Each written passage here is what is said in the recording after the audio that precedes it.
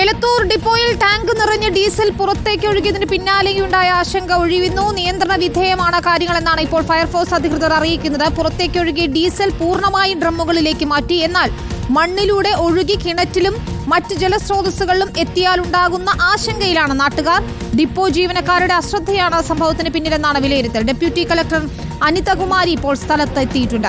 എലത്തൂരിൽ നിന്ന് സാനിയോ മനുമിച്ചിരുന്നു വിശദാംശങ്ങളുമായി. സാനിയോ, നിലവിലെ ഒരു സാഹചര്യം എന്താണ്? ഡീസൽ പൂർണ്ണമായും മാറ്റാൻ കഴിഞ്ഞിട്ടുണ്ടോ? ഈ മണ്ണിലൊക്കെ വെള്ളത്തിലൊക്കെ കലരാനുള്ള ഒരു സാധ്യതയെക്കുറിച്ച് എന്താണ് അധികൃതർ പറയുന്നത്? വിനീത, അതായത് നിലവിലുള്ള സാഹചര്യം അപകടകരമല്ല, അതായത് അപകടാവസ്ഥ തരണം ചെയ്തിരിക്കുന്നു എന്നുള്ളതാണ് നമുക്കിപ്പോൾ മനസ്സിലാക്കാനാവുന്നത്. അതായത് അവിടെ നിന്ന് ഓവർഫ്ലോ ആയി പുറത്തേക്ക് ഒഴുകിയ മുഴുവൻ ഇന്ധനവും ഇപ്പോൾ ഡ്രമ്മുകളിൽ ശേഖരിക്കാൻ കഴിഞ്ഞിട്ടുണ്ട് എന്നാണ് ഫയർഫോഴ്സ് അധികൃതർ പറയുന്നത്. അതേസമയം മണ്ണിലേക്ക് കിനിഞ്ഞിറങ്ങിയ ഒരുപാട് ഇന്ധനം ഇനിയുമുണ്ട്. അതൊക്കെയും ഈ കിണറുകളിലും മറ്റും എത്താനുള്ള സാധ്യത കൂടുതലാണ്. അതുകൊണ്ട് തന്നെ നാട്ടുകാർക്ക് അക്കാര്യത്തിൽ വലിയ ആശങ്കയുമുണ്ട്.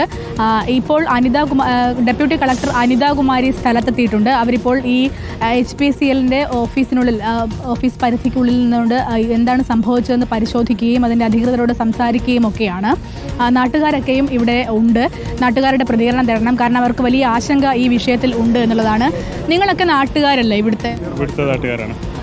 വലിയ ആശങ്കയുണ്ട്, അതായത് കിണറുകളിലടക്കം പടരും എന്നുള്ള ആശങ്കയുണ്ട്. വളരെ ആശങ്കയുണ്ട് എന്ന് വെച്ചാൽ ഇതിനു മുമ്പും ഇതുപോലെ ചെറിയ രീതിയിലാണ് സംഭവിച്ചത്. ഇത് ഭയങ്കര രൂക്ഷമായിട്ടാണ്. എന്ന് വെച്ചാൽ ഇവർ വലിയ സന്നാഹങ്ങളോട് കൂടിയാണ് ഇതിവിടെ 100 ലിറ്ററിന് മുകളിലൊക്കെ ഉണ്ടായിരുന്നു.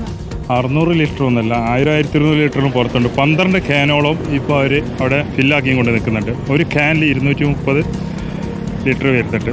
അപ്പോൾ അത്രയും ക്യാനുകൾ ഇപ്പോൾ ഉണ്ട്. ഇനിയും അവർ എടുത്തും കൊണ്ട് നിൽക്കുന്നുണ്ട്.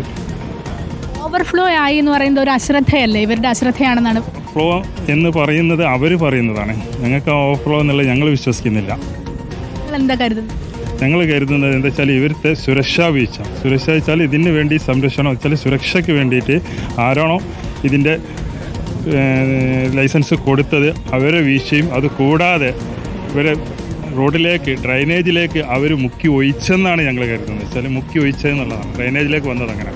നാട്ടുകാരന് മത്സ്യങ്ങളൊക്കെ ചത്തുപോകുന്ന ഒരു അവസ്ഥയുണ്ട് ഇവിടെ സമീപത്ത്. മത്സ്യങ്ങളൊക്കെ ചത്തുപോകിയെന്ന് പറഞ്ഞു. ഇപ്പം നേരെ കടലിലേക്കാണ് കുറേ പോയത്.